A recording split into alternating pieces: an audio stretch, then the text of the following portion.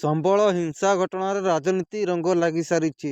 ନିକଟରେ ସପା ପ୍ରତିନିଧି ମଣ୍ଡଳୀ ଆଉ ଆଜି କଂଗ୍ରେସ ସାଂସଦ ତଥା ବିରୋଧୀ ଦଳ ନେତା ରାହୁଲ ଗାନ୍ଧୀ ଓ ବାୟନଡ଼ ସାଂସଦ ପ୍ରିୟଙ୍କା ଗାନ୍ଧୀ ବାଡ୍ରାଙ୍କୁ ସମ୍ବଳ ଯିବାକୁ ବାରଣ କରାଯିବା ଘଟଣାକୁ ନେଇ ନୂଆ ବିବାଦ ଛିଡ଼ା ହୋଇଛି।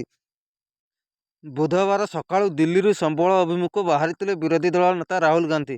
ଗାଜିପୁର ଦିଲ୍ଲୀ ସୀମାରେ ପହଞ୍ଚିବା ପରେ ତାଙ୍କୁ ରୋକିଥିଲା ସ୍ଥାନୀୟ ପ୍ରଶାସନ। 10 ତାରିଖ ପର୍ଯ୍ୟନ୍ତ ସମ୍ବଳ ଯିବାକୁ ବାରଣ ଥିବା କହି ରାହୁଲ ଓ ପ୍ରିୟଙ୍କାଙ୍କ ଗସ୍ତ ଉପରେ ରୋକ ଲଗାଇଥିଲା କଟକଣା। ଏହାପରେ ସୀମାରେ ଦେଖିବାକୁ ମିଳିଥିଲା କଂଗ୍ରେସ କର୍ମୀଙ୍କ ରଣହୁଙ୍କାର।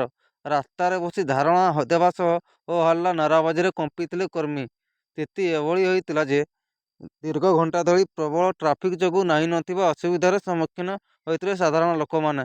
ଗସ୍ତ ବାରଣ କରାଯିବାକୁ ବିରୋଧ କରି ରାହୁଲ ବିଚ୍ ରାସ୍ତାରେ କେନ୍ଦ୍ର ସରକାରଙ୍କ ଉପରେ ବର୍ଷିଥିଲେ। ସେପଟେ ବାୟନଡ଼ ସାଂସଦ ୟୁପି ମଧ୍ୟ ୟୁପି ପୋଲିସ ଏବଂ ପ୍ରଶାସନକୁ ପ୍ରଶ୍ନ ପଚାରିଥିଲେ। କିଛି ଦିନ ପୂର୍ବରୁ ସମାଜବାଦୀ ପାର୍ଟିର ପ୍ରତିନିଧି ମଣ୍ଡଳୀକୁ ସମ୍ବଳ ଯିବା ବାରଣ କରାଯାଇଥିଲା। ଆଉ ଆଜି କଂଗ୍ରେସ ପ୍ରତି ସମାନ ଆଭିମୁଖ୍ୟ ଗ୍ରହଣ କରାଯିବା ଘଟଣାକୁ ନେଇ ପ୍ରଶ୍ନ କରିଛନ୍ତି ସପା ମୁଖ୍ୟ ଅଖିଳେଶ ଯାଦବ। ସେପଟେ ବିଜେପି କହିଛି ଏଭଳି ସମ୍ବେଦନଶୀଳ ପ୍ରସଙ୍ଗକୁ ନେଇ ରାଜନୀତି କରିବା ଉଚିତ ହେଉନି। ନିକଟରେ ସମ୍ବଳ ଜାମା ମସଜିଦ ସର୍ଭେ ପାଇଁ ଟିମ୍ ପହଞ୍ଚିଥିବା ବେଳେ ସ୍ଥାନୀୟ ଲୋକଙ୍କ ସହ ବଡ଼ ଧରଣର ସଂଘର୍ଷ ଘଟଣା ଉତ୍ତରପ୍ରଦେଶକୁ ଦୋହଲାଇ ଦେଇଥିଲା।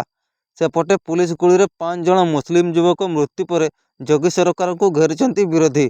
ଆଜି ପୀଡ଼ିତ ପରିବାରଙ୍କୁ କଂଗ୍ରେସ ନେତା ଭେଟିବାକୁ ଯାଉଥିବା ବେଳେ ତାଙ୍କୁ ରୋକାଯିବା ଘଟଣା ବିବାଦର ନିଆଁରେ ଘିଅ ଢାଳିଛି।